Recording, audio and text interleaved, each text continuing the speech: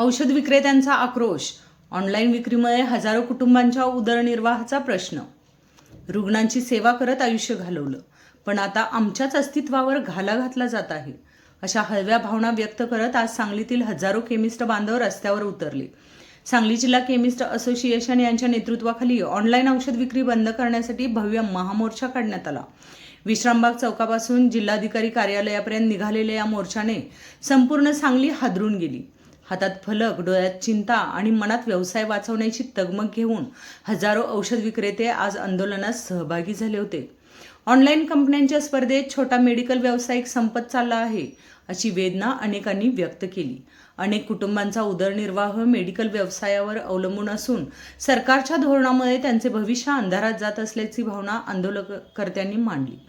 15 मे ते 19 मे दरम्यान काळ्या फिती लावून शांत आंदोलन करणाऱ्या केमिस्टांनी आज एक दिवसीय बंद पाळत आपला संताप व्यक्त केला. जिल्ह्यातील तब्बल 4200 मेडिकल दुकाने बंद ठेवण्यात आली. जनतेच्या आरोग्याशी खेळ करणारी ऑनलाईन औषध विक्री थांबली पाहिजे, अशी जोरदार मागणी यावेळी करण्यात आली. महाराष्ट्र राज्य केमिस्ट अँड ड्रगिस्ट असोसिएशनचे PRO विजय पाटील यांनी सांगितले की ऑनलाईन माध्यमातून मुदतबाह्य औषधे, नशा आणणारी इंजेक्शन्स आणि औषधांची बेकायदेशीर विक्री होत आहे. आज छोटा व्यावसायिक संपत आहे, उद्या सामान्य रुग्ण अडचणीत येईल, असा इशाराही त्यांनी दिला. जिल्हाध्यक्ष जगन्नाथ शिंदे यांनी सरकारवर तीव्र नाराजी व्यक्त करत, आम्ही अनेक वेळा निवेदने दिली, मंत्र्यांच्या भेटी मागितल्या, पण सरकारने आमचा आवाज ऐकला नाही. आता रस्त्यावर उतरल्याशिवाय पर्याय उरलेला नाही, असे सांगितले. निर्णय न झाल्यास बेमुदत बंद पुकारण्याचा इशाराही संघटनेने दिला. या आंदोलनाला सांगली जिल्हा शहर काँग्रेस कमिटीचे अध्यक्ष राजेश दादा नाईक यांनी पाठिंबा दिला. तसेच विशाल पाटील यांनीही आंदोलनस्थळी भेट देत केमिस्ट बांधवांशी संवाद साधला.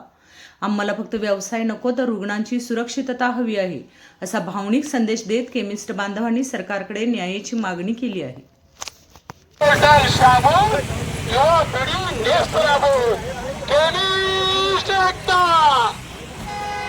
बंद करा, बंद करा.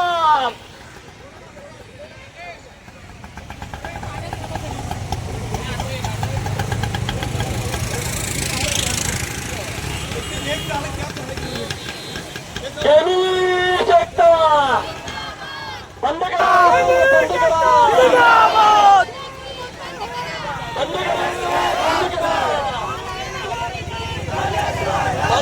औषधापासून देश वाचवा.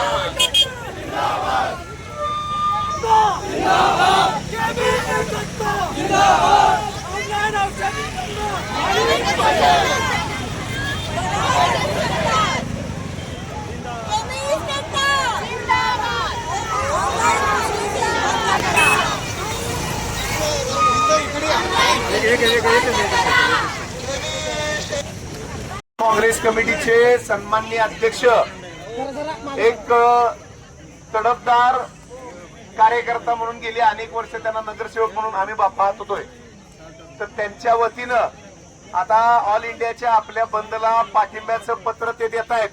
माझी विनंती आहे, ज्या ठिकाणी जेवढे लोक बसलेत त्या वाजवा.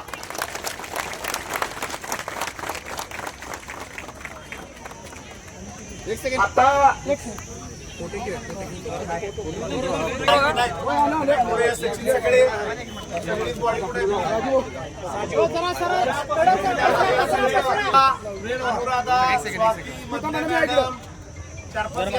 मॅडम या पुढे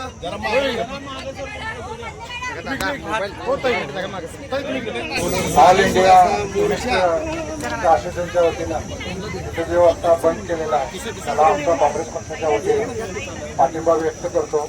पाठिंब्याचं पत्र सुद्धा दिलेलं आहे. ऑनलाईन खरेदी करू नका, हे खरं गरज आहे. तर माझे खूप मित्र मेडिकलचे आहेत. मेडिकलला सगळे नियम आणि नॉर्म्स पाळायला लागतात, पण ऑनलाईनला कुठल्याही पद्धतीने नॉर्म्स पाळता येत नाही. नावालाच पाहिजे त्याला. घोडा हा शब्द मी वापरू शकत नाही. तुमच्या बरोबर ठरायचं मला रिक्सर परमिशन आहे. सगळ्या केमिस्टने विचारतोय, काम करणाऱ्या लोकांना लावला पाहिजे नाही.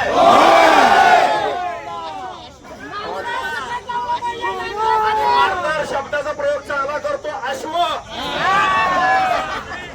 तर आपण सर्वजण इथं जमलेला आहे, चांगलं एकजुटीने जमलेला आहे. आमच्या काँग्रेस पक्षाच्या सर्वांना मी पाठिंबा देतो. तुमचं कुठलंही आंदोलन असो ह्यात आम्ही सहभागी राहू एवढंच गावी देतो. थांबतो. जय हिंद, जय महाराष्ट्र. आता यानंतर आज आपण या आंदोलनासाठी एकत्र आलो आहोत.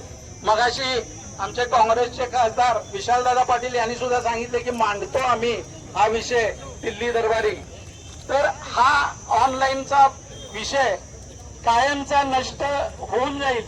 आपलं हे सांगली महाराष्ट्रात, आपला हा सांगली जिल्ह्यात जेवढा मोठा विषय आहे सगळे एकत्र आहेत, हा एक विक्रमच होऊन जाणार आहे. की प्रत्येक रिटेलरला आपल्या दुकानाच्या समोर सीसीटीव्ही लावावा असं एफडीए तर्फे आपल्याला सांगण्यात आलं आणि त्याचा आपण विरोध केला आणि त्या विरोधाचा परिणाम असा झाला की एफडीएनं कलेक्टर साहेबांना सांगितलं आणि याच कलेक्टर ऑफिसमध्ये गेल्या 6 महिन्यापूर्वी आम्ही आणि भरतसह सगळे पदाधिकारी एसपी आणि कलेक्टर यांच्या समवेत एक मिटिंग घेतली. फार विषय गंभीर आहे. एकाच विषयामध्ये तुम्हाला मी होती आणि कलेक्टर साहेबांनी आम्हाला असं सांगितलं की नशेची औषधं विकली जात आहेत आणि सांगली जिल्ह्यातल्या एसपीने असं सांगितलं की सांगली जिल्ह्यामध्ये 64 हत्या ज्या झाल्या त्या 64 हत्यांच्या पैकी 70% हत्या या अंडर इन्फ्लुएन्स ऑफ ड्रग्ज म्हणजे अंमली पदार्थ नायट्रोवेट सारखी औषधं खाऊन त्या झालेल्या आहेत असा आमचा अहवाल सांगतोय. आज आपण सर्वजण मोर्चाच्या निमित्ताने येत आले. कशासाठी आलेलो आहोत तर स्वतःच्या अस्तित्वाच्या लढ्यासाठी आणि जनतेच्या सुरक्षिततेच्या लढ्यासाठी एकत्र आलो आहोत. विषयाला सुरुवात करत असताना सर्वांना सुख शांती समृद्धी लाभली पाहिजे.